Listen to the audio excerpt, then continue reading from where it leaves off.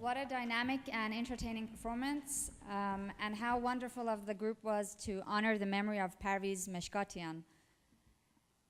We thank UBC Persian Music Ensemble for their contribution to the event, and we would like to inform you of the group's upcoming performance, which is taking place on November 4th at UBC's Frederick Wood Theater. You can refer to their website for ticket information. Just look up UBC Persian Music Ensemble on the internet. Let's now move on to the next part of tonight's program. In this part of the program, you will have the chance to learn more about the objectives of the Asian Studies Department with an address by Dr. Ross King, head of the Asian Studies Department at UBC, followed by a keynote address by our guest of honor, Dr. Abbas Milani. There will be a question and answer session following Dr. Milani's speech, in which you will have the opportunity to ask any questions you might have from Dr. Milani. My colleagues here are distributing some cards for you. If you have any questions that you think you might be asking, please ask for cards. You can fill them in and we'll be asking your questions at the end of Dr. Milani's talk. Now, please join me in welcoming to the podium Dr. Ross King.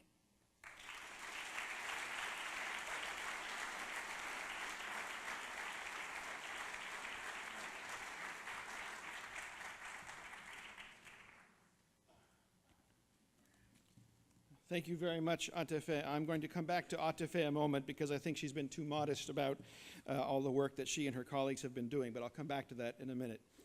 Welcome, everybody.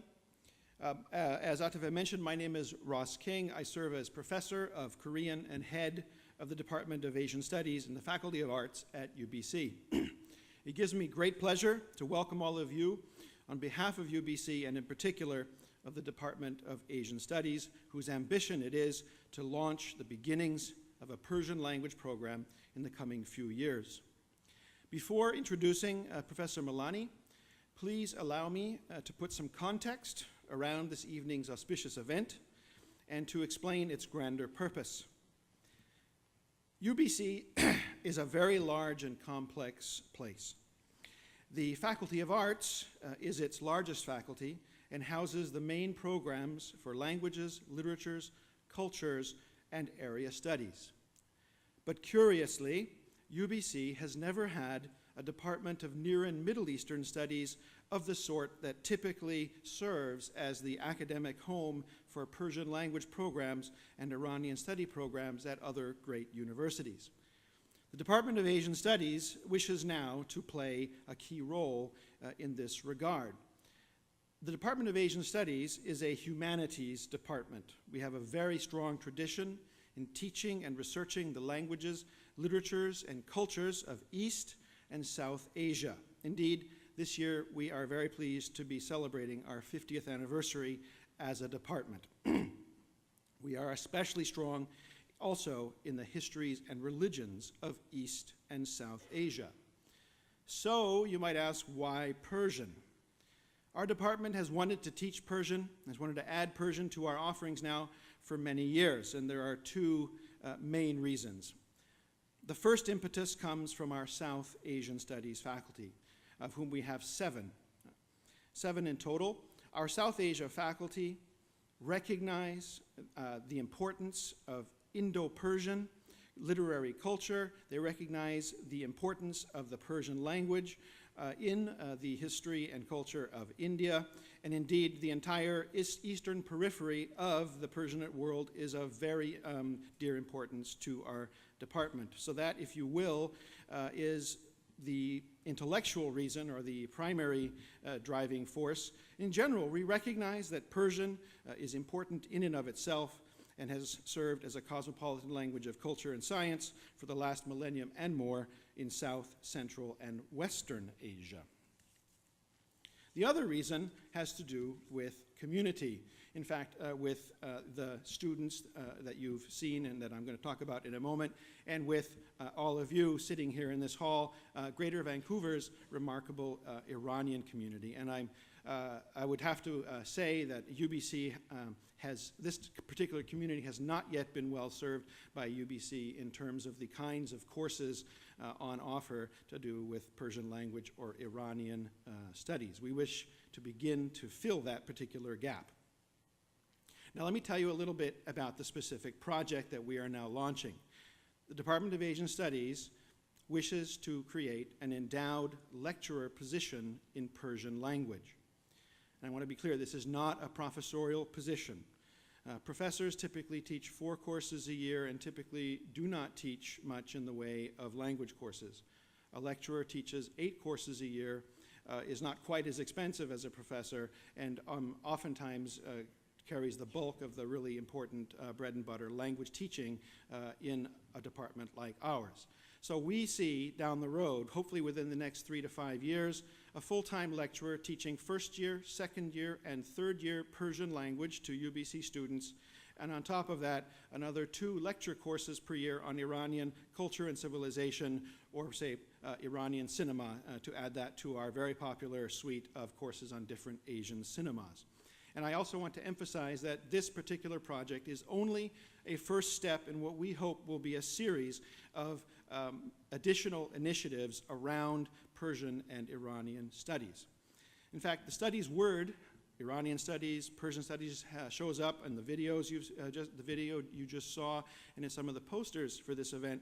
And our department believes firmly, on the basis of our 50 years of teaching other Asian languages and cultures, that everything has to be anchored in a strong language program. So if Iranian studies is to prosper in future at UBC, it must be anchored in a strong Persian language program, and that's where we wish to start, starting today. To continue a little bit with this anchor metaphor, once a Persian language program is in place in our department, I'm confident that very interesting things will start to happen around UBC, starting with our department. And I'd just like to mention right here that amongst our department's professorial hiring priorities for the future, one right near the top of our list is a professorial position in Indo-Persian literary culture. I'm very confident that if and when we do establish a solid Persian language program in the department, that other initiatives will come from other departments across the Faculty of Arts at UBC. It's long overdue. Why an endowed position? Frankly, because a language position like this has to be secure, it has to be created in perpetuity, and it has to be untouchable and impervious to budget cuts and to be protected from the vagaries of politics, whether inside or outside the university. A typical lecturer costs $70,000 per year to hire full-time. To do that with an endowment costs $2 million nowadays. That is our goal. As I mentioned before, UBC is a huge university, but it is by no means rich, and we are certainly no Stanford when it comes to our finances. This is why we turn now to the Iranian community for your assistance. Now, before introducing Professor Milani, I wish to thank some of the people who have helped pull this evening together. I'd like to thank the staff in the Department of Asian Studies and my colleagues in the Faculty of Arts Development Office. But more than anybody else, I would like to acknowledge this phenomenal group of UBC Iranian Canadian students who have done virtually all of the hard work and heavy lifting to make this evening possible. I would not have dreamed even 3 months ago that an event like this was possible, and that is entirely due to the hard work of these young people that you see standing around the hall. I'll name the ones that I've worked most closely with. Atifeh, who's been doing a great job already today, Bahadur, Negar, Ali Reza, and our graphic designer, movie maker, artist extraordinaire, Amir. So please give a warm round of applause for our students.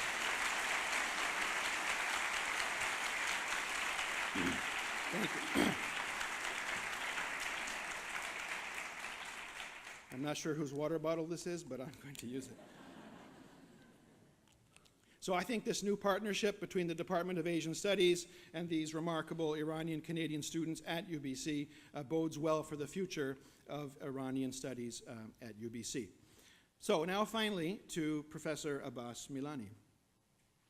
I'll say a few words about Professor Milani shortly by way of introduction, but let me stress what a tremendous honor it is for UBC Asian Studies to host Professor Milani this evening. I cannot emphasize enough how very grateful we are that he has taken time out of his incredibly busy schedule, and if you look at his website, you can tell that he must be on the road all the time lecturing to share this evening and his expertise with us. And on a slightly more personal note, I would like to thank Professor Milani for his own very generous personal financial contribution to this project to endow the beginnings of a new Persian language program at UBC. So now a few brief words about Professor Milani. Professor Milani studied politics and economics for his BA at UC Berkeley, then went on to receive his PhD from the University of Hawaii before returning to Iran to teach. His life of exile in the United States began in 1986, and Professor Milani has been at Stanford since 2002. One might summarize Professor Milani's career since 1986 as a quarter century of optimistic advocacy for democratic change in Iran.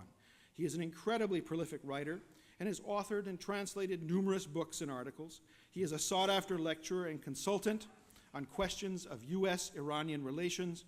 His books, his articles, his television appearances, and his contacts inside Iran have made him a household name there, and I am certain he is just as well known to all of you here tonight.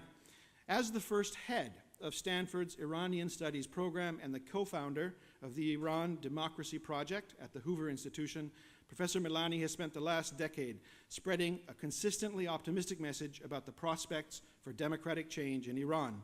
He believes that there exists a genuinely indigenous and viable democratic movement in Iran, and that this movement has the potential to transform Iran and its relationship with the West. Finally, and this is a point of great relevance to the context of his remarks this evening, I would stress that Professor Milani has been instrumental in creating at Stanford an Iranian studies program from scratch, one that is now one of the leading such centers in North America, and one that has been built almost entirely on the active and generous support of Iranian American donors. Ladies and gentlemen, please join me in welcoming to the podium a scholar who is without question one of the most influential Iranian intellectuals today, Professor Abbas Milani.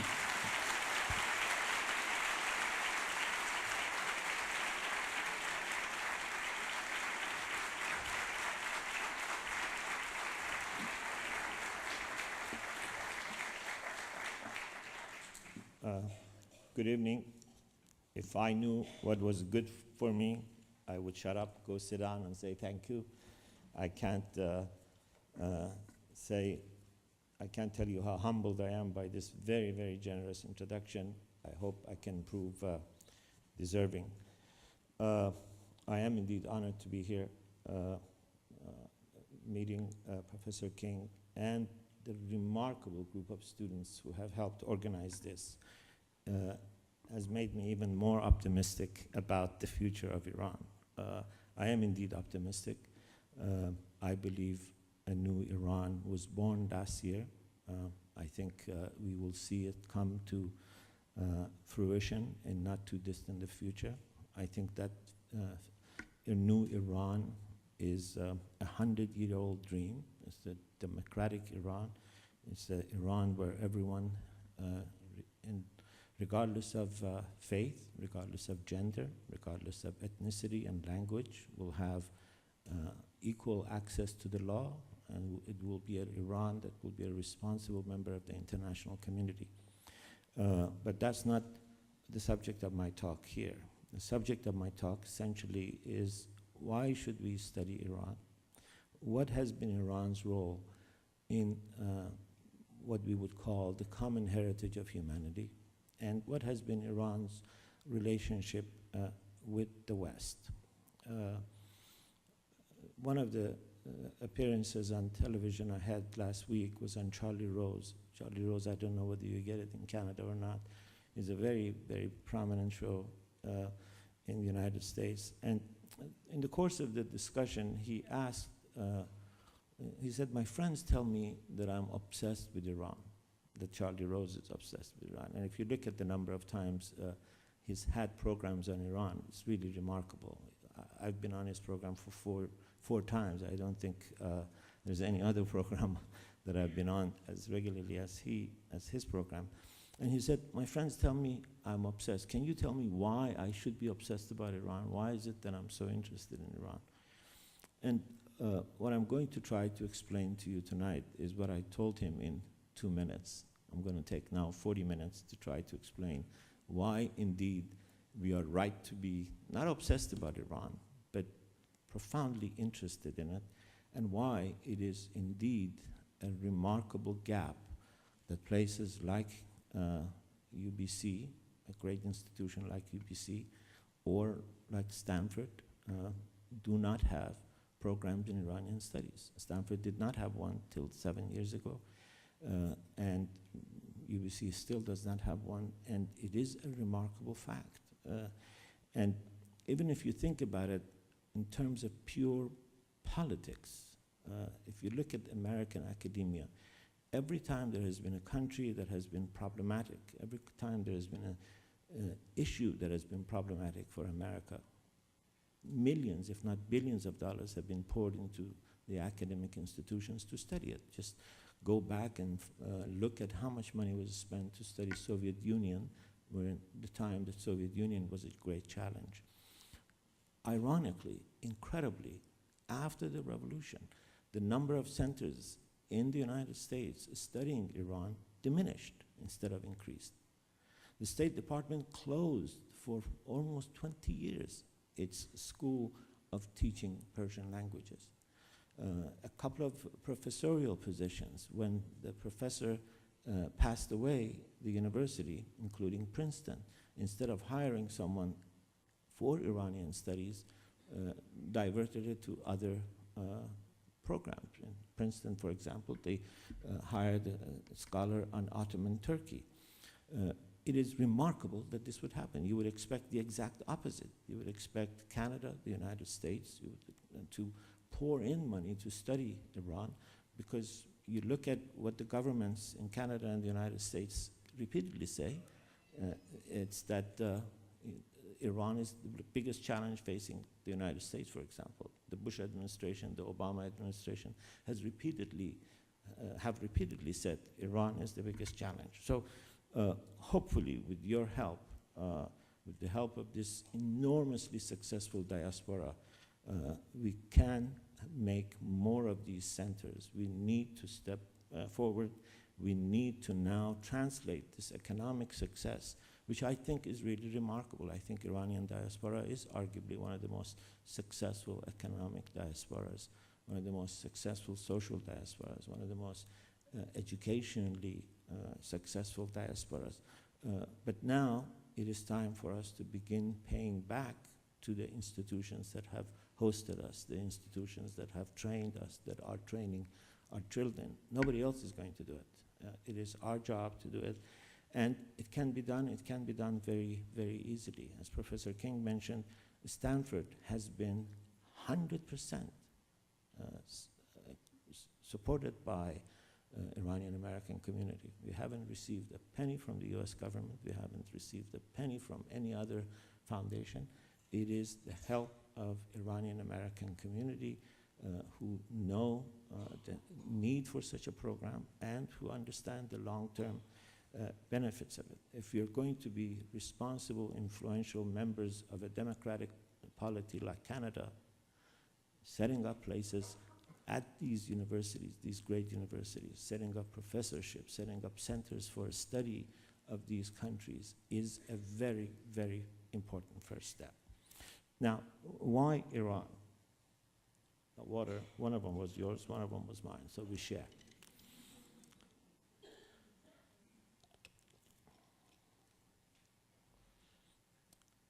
Let me be bold and say that Iran is the other of the West. It has been the other of the West for 2,500 years. I don't mean this as a tarof. One of the people on the program said we should study Iranian studies to simply understand what tarof means, and it is a very complicated concept. And I still don't know what the equivalent for it is. But I am not tarofing, and I am not being hyperbolic. I don't believe that هنر نزد ایرانیان است و بس, the famous phrase that says art is limited to Iranians and no one else. I think a lot of other countries have great art. هنر is not نزد ایرانیان. هنر is with a lot of countries and civilizations. But I can say that in its relationship with the West, Iran has been for 2,500 years a singular other. The nature of this relationship has changed. The kind of influence or interest has changed. But Iran is a remarkable country in terms of its relationship with the West. Let me give you a few examples of what I mean. I think it is generally accepted that the two canonical texts in Western civilization are the Bible and Herodotus' histories. Herodotus' history is the first secular history in the West, and the Bible is obviously the Bible, one of the pivotal works of the canon, one of the definitive works of the Western canon. In the Old Testament, I think it is fair to say that there is no country, there is no people other than Jews themselves who plays as a pivotal role as the Persians. There is no one who is as praised in the Old Testament, who is not a prophet, as Cyrus is. If you go to some of the verses in the Old Testament, when it talks about how Cyrus, the Lord God of heaven, the Old Testament says, has given me all the kingdoms of the earth, and he has charged me to build him a house in Jerusalem. Jerusalem was rebuilt by Cyrus. Cyrus is praised almost as a prophet. And in that period, we know while Cyrus was trying to free Jews from their Babylonian captivity, there was also the dark side of the Iranian culture. There was the Wazir, there was the Haman of the gang of the Agogs, for example, who wanted to kill all the Jews. He wanted to commit genocide. And at that time, again, the Bible tells us the Iranian king was married to a Jew, Esther. And it was through the intervention of Esther that the Iranian Jews were saved from the darker side. And the Feast of Purim was born. So if you look at the Bible, you can understand the complicated, intense relationship that Iran had in the divine pillar of the Western civilization. And if you look at Herodotus, you get a similar taste. And I will tell you about Herodotus in a minute. But if you look at the influence of Iran on Christianity, on monotheistic religions, not just on Christianity, on monotheistic religions. Again, I think many scholars have pointed to the fact that Zoroastrianism was the first monotheistic religion in the world, and that Judaism and Christianity owe enormous debts to this tradition, to the tradition of Zoroastrianism, to the traditions of Mithraism, to the tradition of Mani. The influence of these three schools on the development of Christianity and on the development of Judaism is remarkable. Again, I can point you to a book that will summarize much of what I've been trying to say. The book is called Omens of Millennium. It is by a very prominent American scholar, critic by the name of Bloom, Harold Bloom, not Alan Bloom. Harold Bloom wrote this book around the time of the Millennium Fever. And in it, he says that if you really look at this Millennium Fever, it has to be called the fever of Zoroastrianism. He says so many ideas that are now central to what is being celebrated or what is being feared. The notion that there is a millennium at work and that this millennium is going to change everything. He says the idea of a millennium, the idea that history has a cycle, that this cycle revolves around millennium, is Zoroastrian in origin.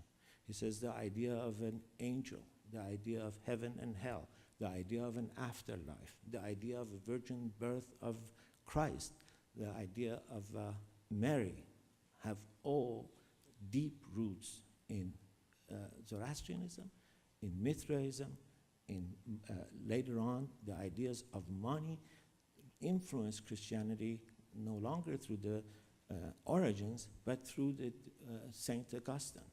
Again, I suggest you read Saint Augustine's Confessions. Saint Augustine's Confessions is considered one of the pivotal texts of Western canon. It was one of the 50 great books that we used to have to read if you were going to be considered an educated person in college, when there was Western civilization as the only thing that was taught in American academia. This was before multiculturalism. One of those 50 texts was Confessions of St. Augustine. And when you read Confessions of St. Augustine, he says, and St. Augustine is living in where today would be somewhere between Algeria, he was living in Africa at the time. And he says the most influential ideas in Africa at the time, in the Roman Empire, which was the dominant political force, were the ideas of Zarathustra, the ideas of Mani, the ideas of Mithra. He says he himself was a Mithraist before he had a conversion back to Christianity. And many people have argued that in fact it is the influence of Mithraic, Manichaean ideas that continued to shape Augustine and continued to be pivotal to the ideas of Catholicism and Christianity. So the influence of Zoroastrianism and Manichaeism and Mithraism have been profound and have continued. Mahjoub, for example, Ustad Mahjoub, a very wonderful scholar, who incidentally got a job at Berkeley when he was exiled precisely because members of the Iranian American community there stepped forward and set up a program for him so that he could teach. And he spent the last years of his life teaching simply because people like you stepped forward and supported his teaching position. And one of his articles is about the influence of Mithraic ideas on the architecture of the church, which is incidentally very similar to this architecture. This architecture is profoundly Mithraic, and he points out step by step how this has been a transformative idea.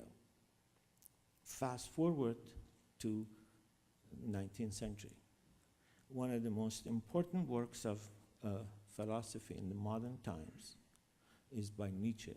Many people think it is the pivotal work that heralds the advent of the postmodern thinking. The book is called Thus Spoke Zarathustra.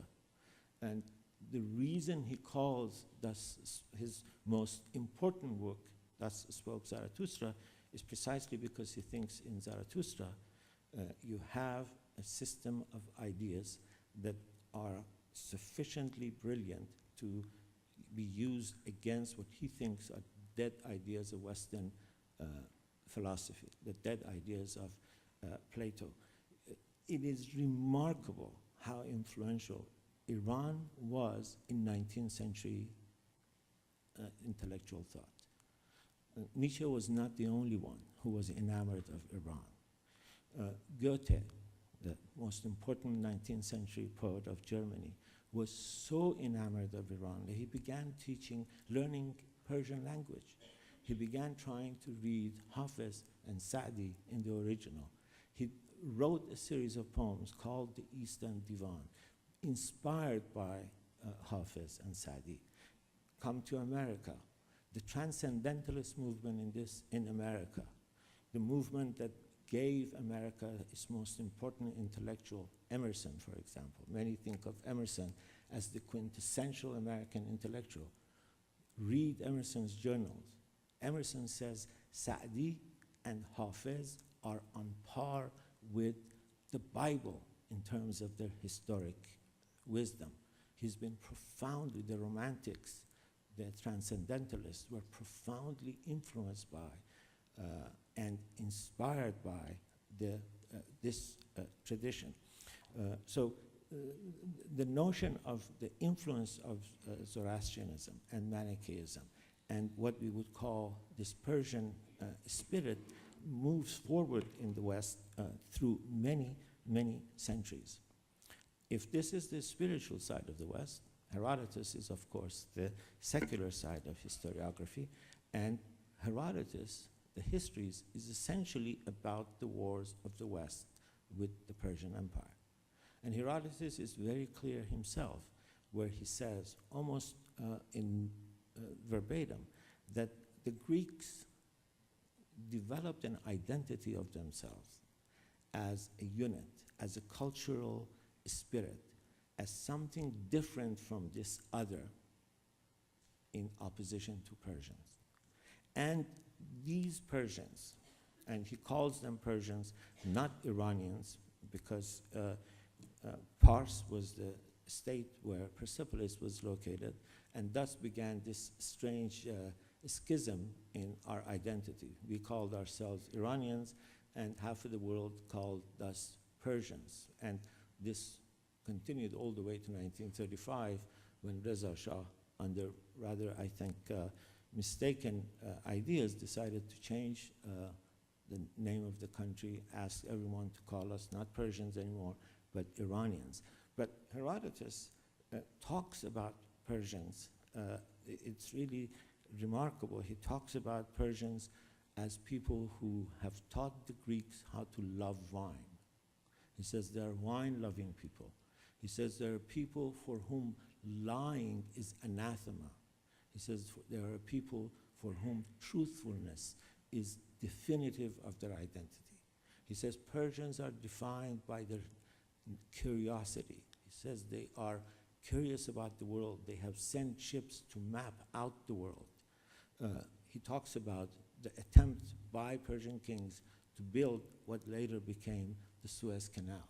And this is all Herodotus, the Herodotus who calls Persians barbarians because they didn't speak Greek. But nevertheless, so profound was his influence, the influence of these Persians on the Greeks, that he praises them in rather profuse language. Move forward to 10th to 12th century.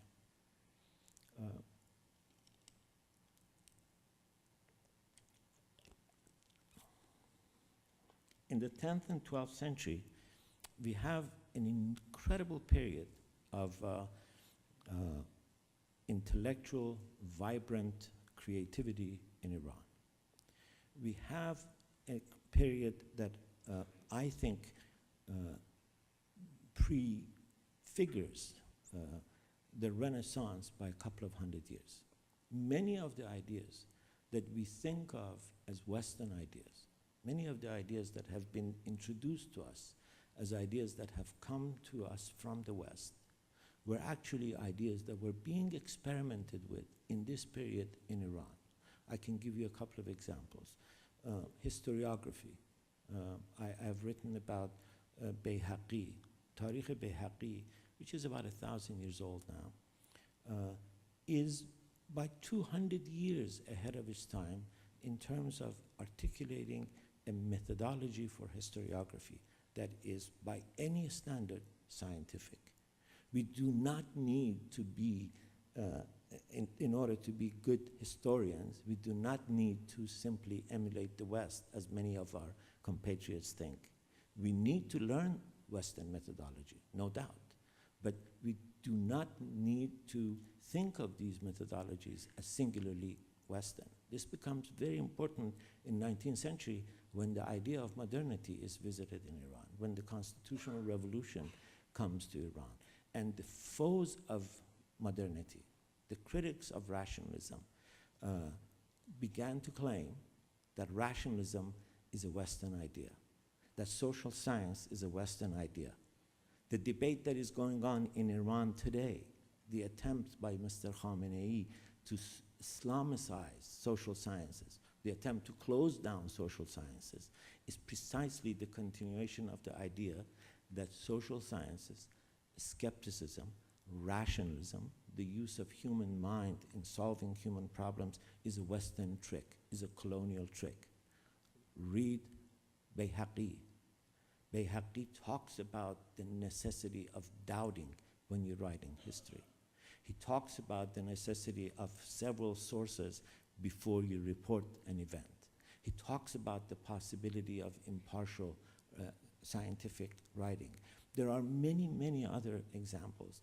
The most important Aristotelian in 11th, 12th century was Ibn Sina. The most important Aristotelian and Platonist was Farabi. Many of the ideas of Aristotle came to the West and helped create Renaissance through Ibn Sina. Throughout the Middle Ages, Aristotle was virtually forbidden in the West. Many of his texts were impossible to find. And through Renaissance, through Farabi, through Ibn Sina, some of these texts were discovered, and the discovery or rediscovery of Aristotle is one of the key elements of the Renaissance. Iranian scientists, Iranian philosophers played a singular role in creating the miracle that was Cordoba, the miracle of this Islamic presence in Spain, one of the most beautifully multiculturalist, tolerant experiments in living in the heart of Europe. Jews in Spain lived much, much more peacefully than they lived in England. At the time of the Magna Carta, Jews were thrown out of England. The only place in Europe they had a safe harbor was in Spain. And when the Christians took back Spain, Jews were given a choice, either convert to Christianity or leave the country and leave all your money behind. That tolerant experiment in multiculturalism was to a great extent influenced by Persian thinkers, by people like Aristotle, people like Farabi. In 12th century, the most important place for studying astronomy was Iran. Rasadkhane Maraghe, the observatory at Maraghe, we have evidence of students on scholarship at Maraghe from Europe as far away from China.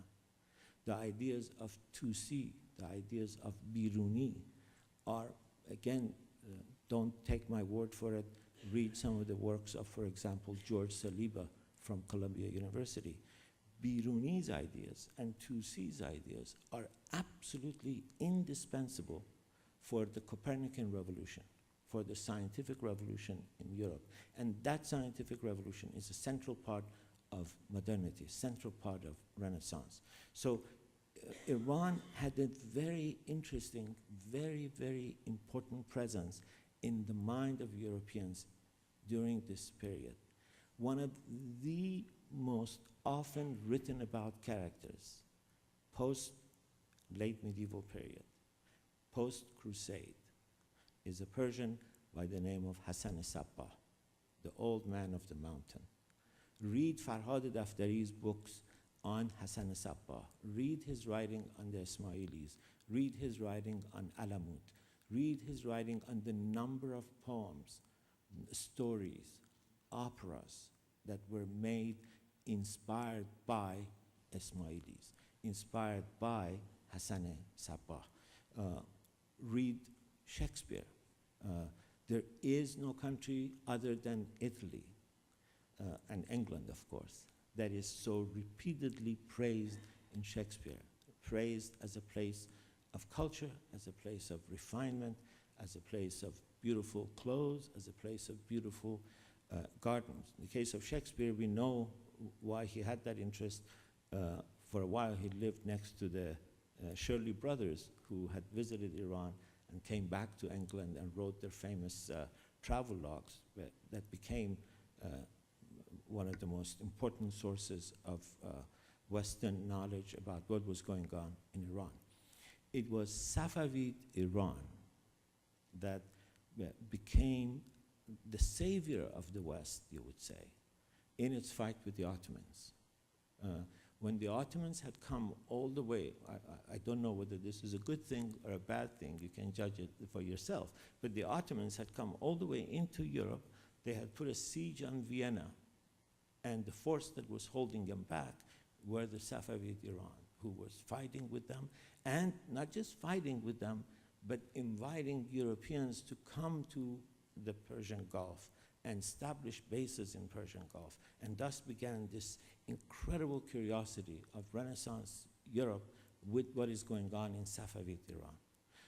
Thus became the travel logs of people who came to Isfahan and watched Isfahan as one of the most glorious cities of its time. Read the writings of this Yale scholar who became the baseball commissioner, Giamatti, and he has written about Persian gardens and the influence of Persian gardens on the development of Western concept of garden. The influence of Farahabad Palace in Isfahan and its influence on the design of Western palaces, particularly Versailles. The idea of a boulevard, tree-lined streets, and how that became very much something that Europeans took back because Isfahan, under Shah Abbas Safavi, had this remarkable structure. Maidan, the center of the city was very much modeled, became the model for very similar squares in Europe. Read Chaucer, one of the most canonical texts in the West, and there is clear influences on Chaucer from Iranian poet named Attar. Chaucer has a book, The Conference of Birds, that is directly borrowing from Attar's work, Mantiq al-Tayr. Read the introduction to Vis and Ramin, a beautiful love poem that has been beautifully translated by Dick Davis, published just recently. There is now an Oxford edition of it in Oxford Classics. Vis and Ramin is one of the forgotten love stories of Iran. It is 1,000 years old. And there is clear evidence that Tristan and Isolde, the story of Tristan and Isolde, the story of star-crossed lovers, as Shakespeare would call them, that later becomes, in fact, Romeo and Juliet, is directly taken from Vis and Ramin. In other words, Vis and Ramin gives the West Tristan and Isolde. Read Julie Maysami's work on the influence of Persian ghazal on the development of courtly love in Western tradition. The idea of a love sonnet, she argues, is directly indebted to the ghazal and to the whole tradition of love poems in Iran. Much of what has happened in this 2 to 3 centuries still is mired in mystery. There are thousands, and I'm not again taroofing or using hyperbole, there are thousands of books on medieval Iran, important books that have not yet been reprinted. Some of them have not even been fully cataloged. In Qom, there are several libraries that each have 5,000 to 10,000 medieval texts.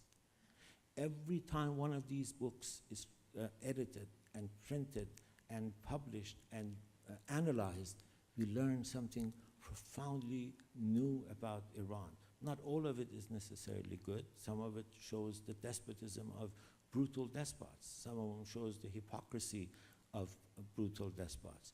But it sheds light, and without centers of Iranian studies in American, Canadian, European, and hopefully one day in a free Iran, we cannot begin to understand this incredible treasure of information. There are 36,000 tablets that were discovered, they are called foundational tablets. Only 2,000 of them have so far been translated and decoded. And these are tablets about Iran's control, Persia's control of Egypt. They completely contradict what Herodotus, what Egyptian sources describe about Iran's rule of Egypt.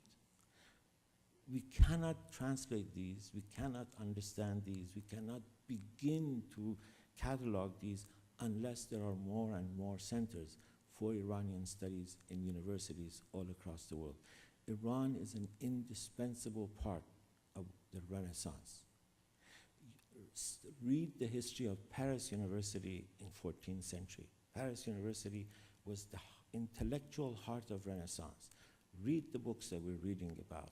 Read the books that influenced St. Thomas of Aquinas, that is the beginning of Renaissance. Persia is always there. Persian writers, Persian thinkers, the ideas of not just Zarathustra, not just Mani and Mithra, but the ideas of a new Islam codified, offered a philosophy by Persian thinkers. Again, you don't need to take my word for it. Read Ibn Khaldun, arguably the most important Islamic scholar, historiographer, and thinker. Ibn Khaldun, who again is also from North Africa, he says Islam became a philosophically coherent, theologically substantive, rich in global system after it came to Iran.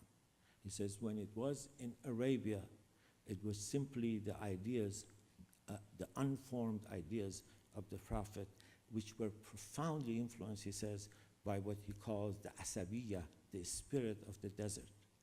It took the spirit of urban religion. It took the spirit, found the spirit of becoming a global religion, again, once it came to Iran. Move forward to 19th century. Again, in 19th century, I mentioned some of the philosophers who were influential. We now have at Stanford Bahram Beyzai, who's going to be teaching there for a year. Beyzai has a book that he wants, hopefully, to get published. And that book is about the influence of Indo-Iranian mythology on forming and creating 1001 Night. 1001 Night, called Arabian Nights by his translator into English. Burton was a brilliant translator, but didn't know what the hell he was talking about when it came, and added things that were not in the original text. Gave us the infamous Ali Baba, but the kind of scholarship that is going to discover this strange country that is our past can only be done if we have scholars of Iranian studies, if we have centers of Iranian studies that can look at this, can look at both sides of this divide. I'm not going to talk about the importance of Iran geostrategically in 20th century. I'm not going to talk about the importance of Iran in the Cold War. The Cold War began in Iran. The Cold War began in Azerbaijan. And in some ways, the Cold War had its biggest consequence when the Shah fell. I have, some of you know, been working on a book on the Shah that is going to come out in a couple of months. And you could clearly see that the Cold War began in Iran and in some ways ended in Iran, because it is with the end of the Shah that the domino of Afghanistan and the rise of radical Islam begins. There is much we don't know about our past, but the more we discover it, I think, at least I do, the more I realize that there is an important, incredibly vibrant culture that has been an indispensable part of what we call the human heritage. Understanding Iran isn't just important for understanding Iran. Understanding Iran is important for understanding the West. It's also important for understanding what we call our common human heritage. Iran has been a pivotal civilization, one of the 5, 6 most pivotal, most formative influences on this legacy. One thinker talks about exiles as custodians of dead treasures. Shakespeare talks about exile as the time where you eat the bitter bread of banishment. We don't need to be custodians of dead treasures. We can, if we step forward, become purveyors, discoverers, or helpers in the discovery of a very, very vibrant treasure. We don't need to be worrying about no one knowing about this incredible treasure we have in our past. We can step forward, we can help places like UBC, other universities, but in this case, UBC is one of the most important universities in Northern America to develop the capacity to understand this past, understand our past, and help us become better citizens of this country and better custodians of this enormously rich culture we call Iran. Thank you very much.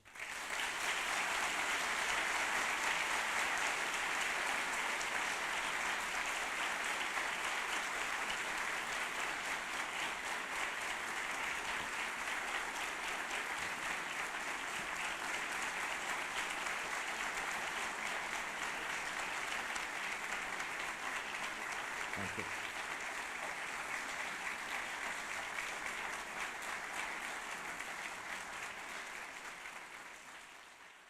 Thank you, Dr. Milani, for your insightful and inspirational speech. We have a limited time for a few questions. I've already have 2 in my hand.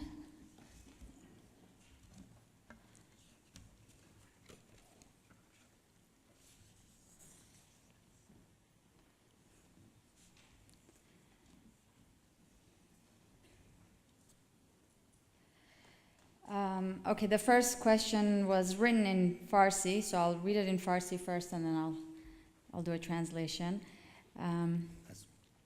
سوال اینه که آقای دکتر میلانی با تشکر نقش گسترش فرهنگ فارسی و شناساندن آن به جهانیان را در دستیابی مبارزات مردم ایران برای رسیدن به دموکراسی چطور می‌بینید؟ So basically the question is asking, how do you see the role of the promotion of the Iranian culture and history outside of Iran? How does that contribute towards the democratic movement of the people in Iran? Well, I think it helps in several ways. You know, there are now estimated 2 million, some would say up to 4 million Iranians living in diaspora. This 4 million, let's take the lower number, 2 million. This 2 million can have an incredibly important role in promotion of democracy in Iran. They can have an important role in helping the transition to democracy once the transition begins. Very much like how Indians in Canada and the United States helped Indian capitalism develop.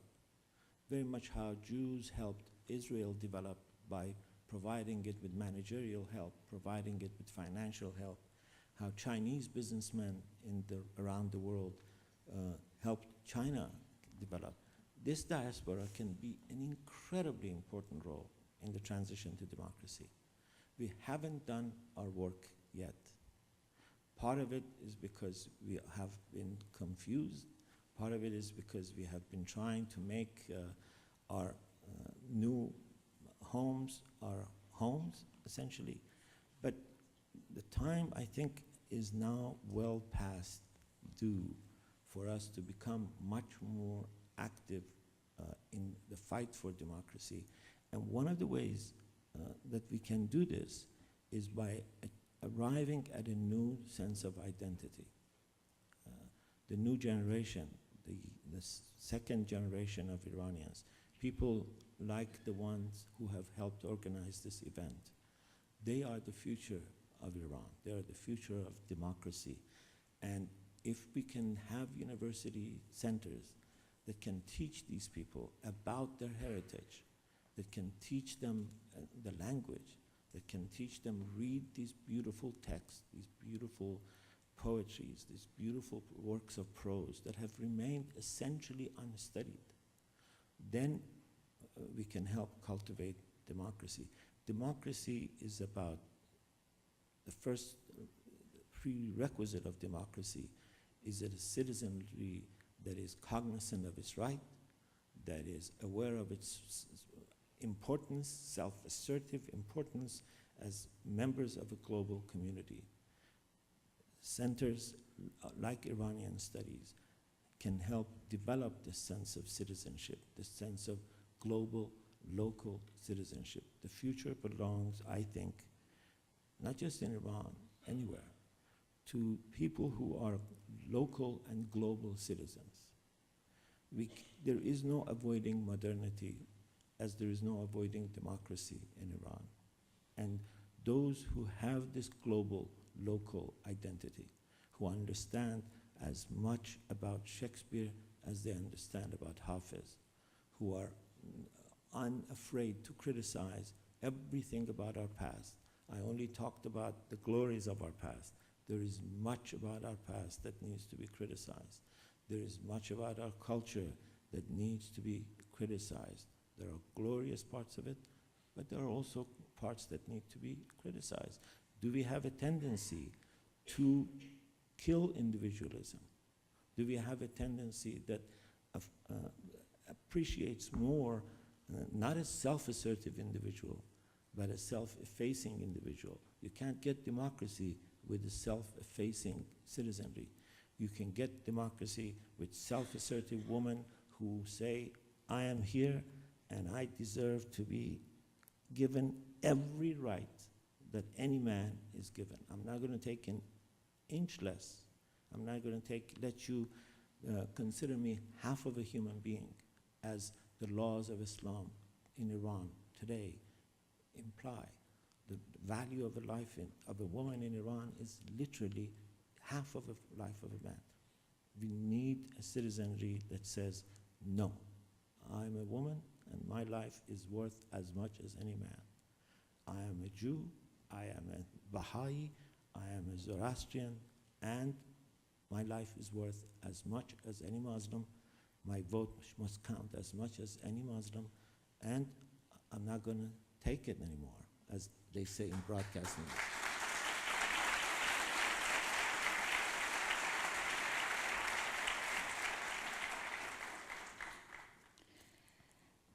Okay, I have now two questions which I thought are covering the same topic, so I'll read them together. Dear Professor Milani, do you consider yourself a nationalist? What do you think of nationalism in the context of this expanding globalism? Iran is no doubt a poignant land, but how can we make sure that studying it would not cause our people think they are separate from the rest of the world as they have done so far? And the second question is, how does our glorious past have any bearing on who we are today, a fragmented society abroad and a nation under, sorry, I can't read, but fragmented society abroad? It says probably under despotic regime. Well, first of all, in terms of do I consider myself a nationalist, it depends what you mean by nationalist. If you mean by nationalist someone who has a very avid, continuous interest in what happens to Iran, if you consider a nationalist someone who is very, very dedicated to the idea of preserving all that is good in our culture and criticizing all that needs to be criticized, and I think that is the definition of modern nationalism. Yes, I'm a nationalist, and very proud of it.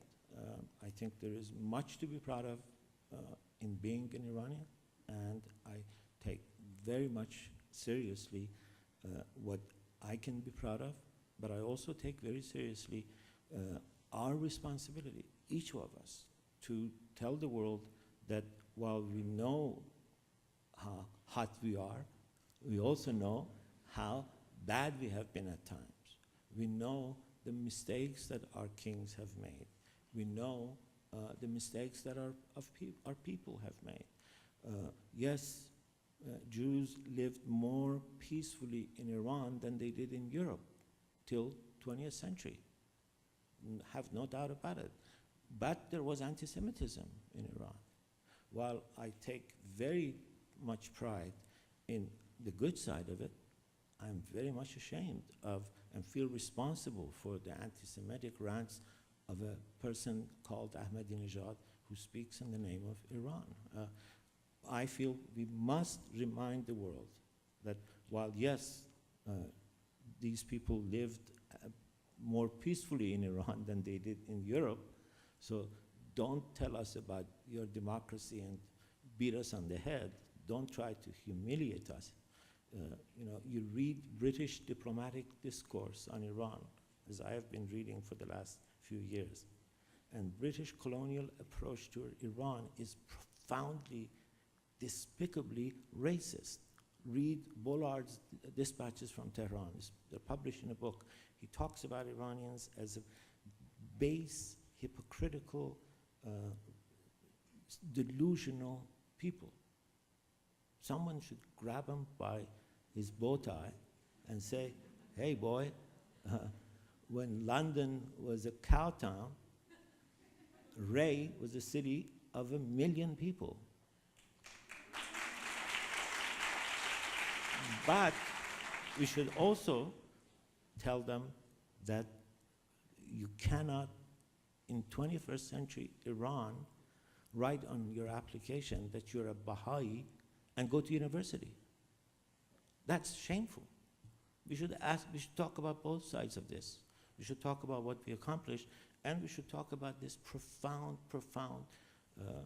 weakness. So I think if we talk about these aspects, it's very much helpful in our fight forward. We are, a very famous philosopher says, we are our memories. Who we are is defined to a great extent by our memories as individuals or as cultures. And we need to understand who we are, and we need to have a critical approach to it. And by critical, I mean praising it where it needs to be praised, understanding it where there is lack of understanding, and I underline, and criticizing it where it needs to be criticized. And if we do that, we can become citizens of a democratic global community. We can become responsible citizens of this new global community that will devour us if we don't have a sense of our own identity. There is no escaping it. Modernity is coming, global culture is coming, internet is here to stay. I don't care how much money the Islamic Republic spends, how many programs they buy from Siemens, Nokia. They bought 700 million. They still can't control the internet because people are now cognizant of their right. People are becoming citizens. There are more bloggers in Iran in relative per capita rate than any other country in the world. Blogging is a manifestation of this self-assertive individualism that I'm talking about. Blogging says, anything I do, everything I do is important. And I think I would be remiss if I don't mention the fate of poor Mr. Hossein Darakhshan, who's just been given 19 years in prison for nothing, for simply writing some stuff, as far as we know. We should say no to this kind of thing. And we should provide for people of whom hundreds are now in Turkey, in Pakistan, waiting to get somewhere. We need to have programs like UCB where they can come, where they can teach, where they can learn, and where they can be provided for. Okay. I think we only have time for one more question, so I'll ask two. One is very short. It's in Farsi. I guess I'll translate it. So the person is asking when your book about Muhammad Reza Pahlavi will be published, and will it be in English or in Farsi? Right, that's easy. The English version is now literally available for a pre-sale. You can buy it on Amazon right now, so go buy it. I feel like a Bazari, which is very good. My father was a Bazari. But the English version is available, as I said. It should be out. The publication date is announced as January, but I think with the kind of pressure they've been putting me on to return the galleys, I think they want to do it before Christmas. So it might come out before Christmas. But the official date is January 4. I am very fast trying to make sure that I translate it before somebody else does it, which is the fate that happened to Hoveyda book. I am hopeful that it will be published in Iran, but I'm not sure. The current conditions are very, unfortunately, bad. The Hoveyda book, for example, my book on Hoveyda has gone through something like 30 prints with the two versions, the pirated versions and my own version. But they now have banned it. After 30 copies, 30 prints, they banned it. So I'm not sure it will get permission to be published in Iran, but I'll definitely publish it outside if it doesn't get published in Iran. But I'm hopeful maybe they will change their mind. Thank you very much.